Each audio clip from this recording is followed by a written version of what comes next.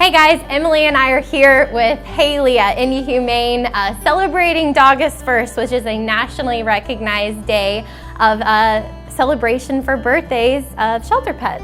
Can you explain a little bit more about what that is? Yeah, so we don't always know when we get into shelter pets, we don't know how old they are, we don't know where they came from all the time.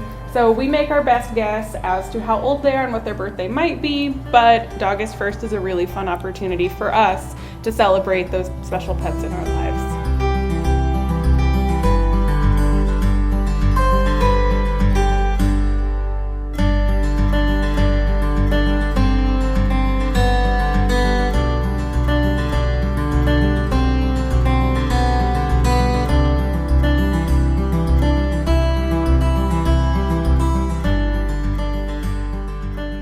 Supporting IndyHumane is super important to us here at Mr. Quik. I have a shelter dog, Champ, and I think you do too, right? Yeah, his name's Winston. Winston.